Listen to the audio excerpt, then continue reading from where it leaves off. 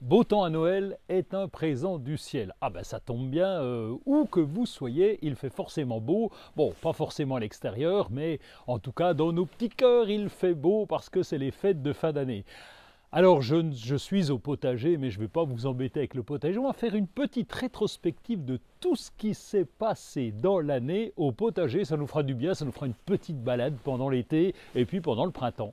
Alors en 2022, le jardin, enfin on a commencé à le filmer à partir de mars-avril. Et là, qu'est-ce que nous avions à faire en mars-avril? C'est déjà sortir toutes les plantes. Oui, celles qui étaient en serre dans la véranda un peu partout. Il a fallu les sortir dehors. C'est ce qu'on fera sans doute cette année. Bon, ça va, on n'est pas embêté avec le jardin. C'est à peu près chaque fois la même chose. Il y avait un truc aussi, c'est que les rhubarbes ont fleuri un petit peu tôt cette année. Alors la grande question, faut-il couper les fleurs de rhubarbe ou pas? Ben, ça, c'est à vous de voir. Moi, je les coupe. Pourquoi? Parce que j'ai envie d'avoir plein de feuilles pour avoir les pétioles et pour avoir des tartes et des confitures de rhubarbe. On passe très vite au mois de mai et au mois de juin. Vous en souvenez peut-être plus, mais au mois de mai, on avait des matinées à 3 degrés. Alors évidemment, on dit ça pendant l'hiver, ça paraît un peu mesquin, mais non, c'était en 2022, c'était au mois de mai, 3 degrés le matin, il faisait froid. Il n'empêche que nous avons planté toutes les tomates. On a attendu un peu, et toutes ces tomates avec des variétés comme Golotina qui nous ont bien fait plaisir, qui nous ont régalé, et on a pu avoir de très très belles récoltes de tomates cette année.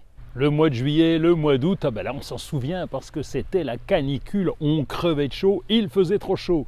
Nous avions soif, les plantes avaient soif, alors on a sorti le paillage, en veux-tu en voilà, il fallait pailler le sol, c'est important de ne pas avoir un sol qui reste nu et donc il faut le couvrir. Nous avons sorti les holas et là les holas on marchait à fond quand on pouvait arroser, vous connaissez le principe des holas évidemment qu'on enterre dans le sol et qui vont diffuser de l'eau. Et puis nous avons eu des températures qui dépassaient les 35 degrés. Là c'est embêtant parce que quand la température dépasse 35 degrés, eh bien la sève ne circule plus dans la plante. C'est un peu pour ça qu'on avait des tomates qui avaient du mal à mûrir.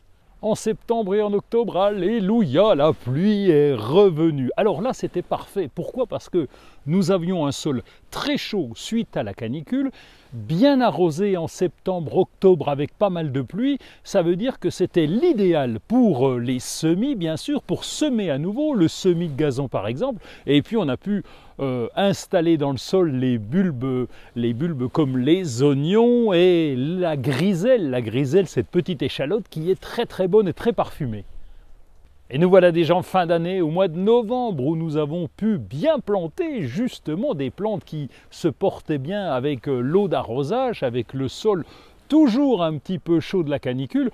On est rentré à l'intérieur, évidemment, on a rentré les plantes. Vous vous souvenez, celles qu'on avait sorties au mois de mars, allez, rebelote, on va les rentrer pour éviter qu'elles n'aient froid.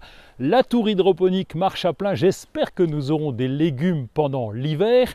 Et nous voilà rendus au mois de décembre, à Noël.